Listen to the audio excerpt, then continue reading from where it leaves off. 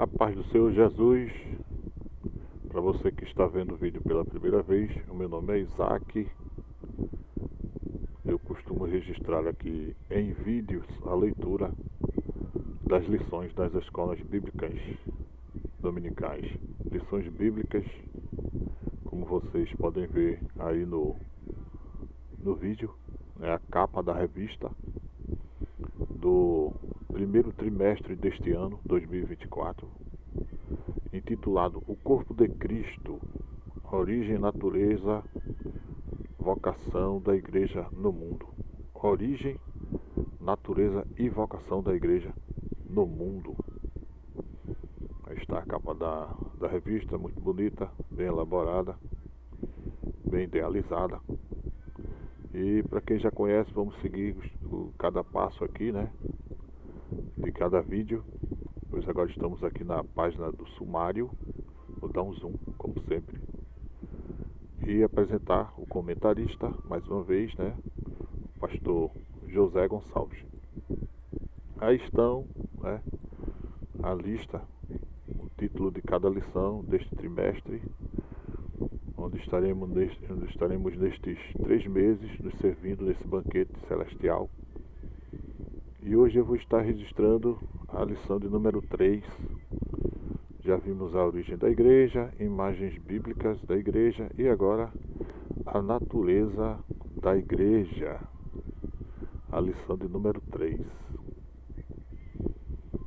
Se inscreva no canal, você que está pela primeira vez, você que ainda não foi inscrito, eu lhe convido de coração para se inscrever aqui, fazer este canal crescer. Me ajude aí, dá essa força. Eu conto com a sua ajuda, né, de cada um de vocês também, dando like, compartilhando, comentando. Amém? Então aqui está, lição 3, 21 de janeiro de 2024. A natureza da igreja. Vemos ali, né, na ilustração, né, mãos dadas aí, ou seja, mãos aí sobrepostas, mostrando união, né, companheirismo, né, equipe, né. É isso aí.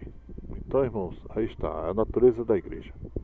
Texto áureo, porque assim como o corpo é um e tem muitos membros, e todos os membros, sendo muitos, são um só corpo, assim é Cristo também. 1 Coríntios capítulo 12, versículo 12. Verdade prática, conhecendo a igreja em sua natureza, nos conscientizamos da importância de fazer parte dela. Leitura diária. Segunda, a igreja centrada na palavra viva de Deus. Terça, a igreja na esfera do Espírito. Quarta, a igreja como expressão visível e local. Quinta, a igreja em seu aspecto invisível e universal. Sexta, a indivisibilidade da igreja de Cristo. E sábado, a igreja em busca da unidade. Leitura bíblica em classe. 1 aos Coríntios, capítulo 12, dos versículos 12 ao 27. Porque, assim como o corpo é um e tem muitos membros, e todos os membros, sendo muitos, são um só corpo, assim é Cristo também. Pois todos nós fomos batizados em um Espírito, formando um corpo, quer judeus, quer gregos, quer servos, quer livres, e todos temos bebido de um Espírito. Porque também o corpo não é um só membro, mas muitos. Se o pé disser, porque não sou mão, não sou do corpo, não será por isso do corpo? E se a orelha disser, porque não sou olho, não sou do corpo, não será por isso do corpo? Se todo o corpo fosse olho, onde estaria o ouvido? Se todo fosse ouvido, onde estaria o olfato? Mas agora Deus colocou os membros no corpo, cada um deles como quis. E se todos fossem um só membro, onde estaria o corpo? Agora, pois, há muitos membros, mas um corpo. E o olho não pode dizer à mão, Não tenho necessidade de ti, nem ainda a cabeça aos pés. Não tenho necessidade de vós. Antes, os membros do corpo, que parecem ser os mais fracos, são necessários. E os que reputamos serem menos honrosos no corpo, a esses honramos muito mais. E aos que em nós são menos decorosos, damos muito mais honra. Porque os que em nós são mais honestos não têm necessidade disso, mas Deus assim formou o corpo, dando muito mais honra ao que tinha falta dela, para que não haja divisão no corpo, mas antes tenham os membros igual cuidado uns dos outros. De maneira que, se um membro padece, todos os membros padecem com ele. E se um membro é honrado, todos os membros se regozijam com ele. Ora, vós sois o corpo de Cristo e seus membros em particular. Hinos sugeridos, plano de aula.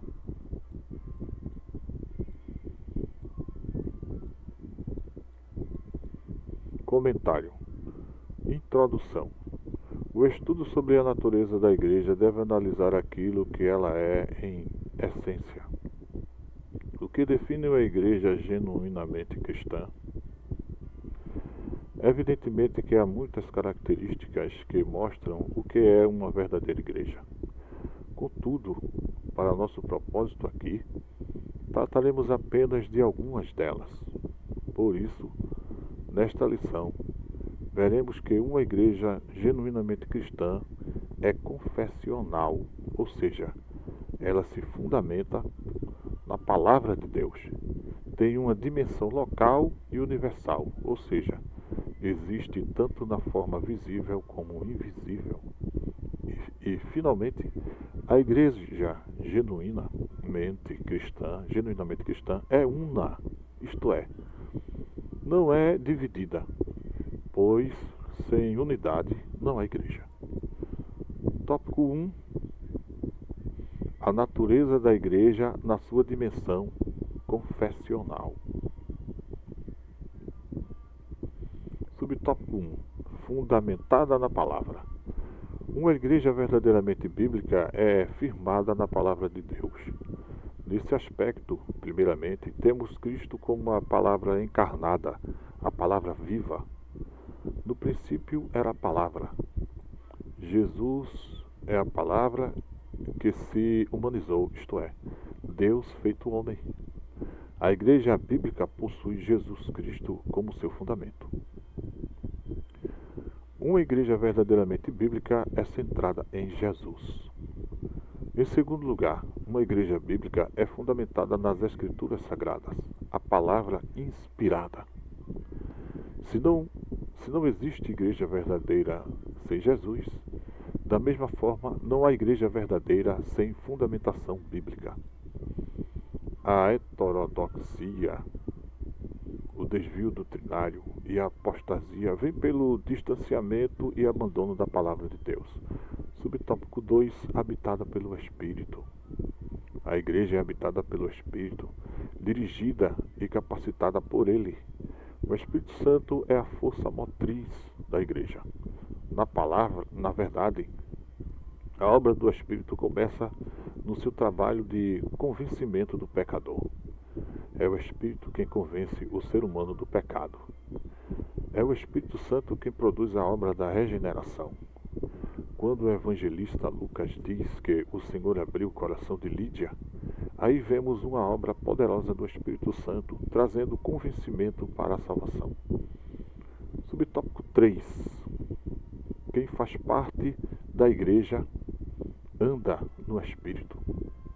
Quando alguém responde à mensagem da cruz, o Espírito de Deus produz nele a certeza da salvação. Agora, regenerado, o cristão passa a andar ou ser dirigido pelo Espírito. O fracasso na vida espiritual está no fato de não andarmos na esfera do Espírito. O Espírito, portanto, habita o crente, capacitando-o. Sem a capacitação do Espírito, a igreja é inoperante e perde a sua essência.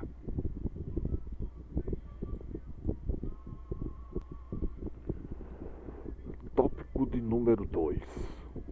A natureza da igreja nas suas dimensões local e universal. Subtópico de número 1. Local e visível. Biblicamente, podemos falar da igreja em relação à sua dimensão espacial, isto é, em relação ao local ou ao espaço geográfico. Ela pode ser vista e sentida. Assim, vemos os apóstolos escrevendo suas cartas a determinadas igrejas, situadas em diferentes locais. A Igreja de Deus que está em Corinto, aos estrangeiros dispersos no Ponto, Galácia, Capadócia, Ásia e Bitínia. Nesses textos vemos as Escrituras se referindo à Eclésia, a comunidade de crentes situada em diferentes locais. Subtópico 2. As particularidades das igrejas locais. Pelo teor das cartas neotestamentárias, observamos que essas igrejas locais possuíam suas particularidades. Os problemas encontrados em uma não eram necessariamente os mesmos da outra. De igual modo, as virtudes. Por outro lado, embora estivessem todas sob supervisão apostólica, observamos que eram autônomas uma em relação às outras. Assim, possuíam sua dinâmica própria. Um método que funciona em determinada igreja pode ser inadequado em outra. Subtópico 3. Universal e invisível. Assim como a igreja existe em sua dimensão local, existe também na sua dimensão universal. Somos conscientes da existência da igreja local, pois dela fazemos parte. Contudo, nem sempre é fácil se dar conta do aspecto universal da igreja, porque, nesse sentido, a igreja não está limitada ao espaço geográfico ou físico. Assim, a igreja universal é invisível e formada por todos os crentes regenerados que estão em todos os lugares e por aqueles que já estão também na glória, não se limitando somente à dimensão terrena. Estão na glória, não se limitando somente à dimensão terrena. Aqui é importante se diferenciar igreja de denominação. Numa cidade, por exemplo, pode haver várias denominações, contudo, somente há uma igreja. A igreja é divina. As denominações são humanas. As denominações podem ser temporárias. A igreja não. As denominações podem desaparecer, mas a igreja é indestrutível. Que palavra forte, hein? Convém dizer que nem todo grupo que se diz cristão pode ser visto como fazendo parte da igreja cristã. Há grupos que se autodenominam igrejas, contudo, são sinagogas de Satanás. Apocalipse capítulo 3, versículo 9. Entretanto, o que fará com que uma igreja ou denominação seja cristã? Entretanto, o que fará com que uma denominação seja cristã é a sua fidelidade a Cristo e às Escrituras Sagradas. Tópico 3. A igreja na sua dimensão comunitária. Subtópico 1. A igreja é una. Isso significa que a igreja é indivisível. Na analogia onde compara a igreja ao corpo humano, Paulo deixa bem claro que uma igreja verdadeiramente cristã é unida porque não pode haver divisão no corpo. Jesus disse que um reino dividido não subsistirá. Esse princípio se aplica à igreja também. O que o diabo não consegue contra a igreja por meio da perseguição, ele consegue por intermédio da divisão. Devemos evitar a todo custo o partidarismo, as preferências e os exclusivismos se quisermos preservar a unidade da igreja local. Subtópico 2, unidade na igreja. Unidade na igreja. Paulo escreveu à igreja de Filipos: completai o meu gozo, para que sintais o mesmo, tendo o mesmo amor, o mesmo ânimo, sentindo uma mesma coisa. Este texto mostra o anseio do apóstolo pela unidade da igreja que, como corpo de Cristo em sua forma coletiva, deve zelar pela unidade e, da mesma forma, cada crente deve buscar isso. Subtópico 3, diversidade na unidade. Isso reverbera o anseio de Jesus pela unidade dos seus discípulos. Ali há o que os teólogos chamam de unidade de essência. Na Trindade, o Pai, o Filho e o Espírito Santo são pessoas diferentes, com uma mesma essência, possuindo a mesma substância e um só propósito. Da mesma forma, os cristãos devem buscar esse tipo de unidade. Nesse aspecto, unidade não é uniformidade. Somos diferentes, diversos, temos temperamentos distintos e maneiras diferentes para fazer as coisas, mas, mesmo assim, somos um em Cristo Jesus para preservar no mesmo, para perseverar no mesmo alvo. Somos um em Cristo para perseverar no mesmo alvo. Desculpem meus erros, por gentileza. Chegamos então à conclusão.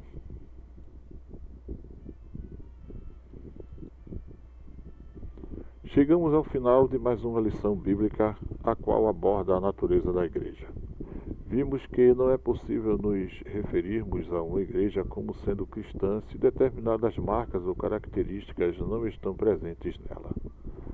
Destacamos aqui que a igreja local deve estar fundamentada na palavra e habitada pelo Espírito Santo. A igreja também existe tanto local como universalmente. Não está limitada nem pelo tempo nem pelo espaço. Ela existe para a eternidade. Glória a Deus, irmãos, amigos, irmãs e amigas. Chegamos à conclusão da leitura de mais uma preciosidade, esta lição, esta ferramenta, esta revista que usamos para examinar as Escrituras, juntamente com o nosso pastor comentarista desta lição, que é o José Gonçalves, né? Ele já usou as suas ferramentas, né, aí da teologia, né, fez uso, trouxe para nós, e Deus continua se revelando através daquilo que confiou ao seu servo. E nós também vamos acompanhando, e o nome de Jesus vai sendo glorificado em nossas vidas. Que vocês possam ouvir, né, durante a semana, ouvir quantas vezes quiserem, e ouvir acompanhando aí, às vezes no ônibus, né, no carro, em casa, às vezes no dia a dia, né, tem outros afazeres, e com certeza este vídeo vai ajudar, né, para cada irmão, cada irmã, amigo, amiga estar em dia com o conteúdo das lições, ok? Quem não for inscrito, se inscreva ainda, não se esqueça do like, comentar, compartilhar, assinar o sino de notificação. Tudo isso vai fazer este canal crescer. Este canal crescendo, muitas outras pessoas estarão também se regozijando, se alegrando, sendo consoladas pelas palavras de Deus. Amém? A paz do Senhor, um abraço e até o próximo vídeo, no nome de Jesus, se Deus quiser.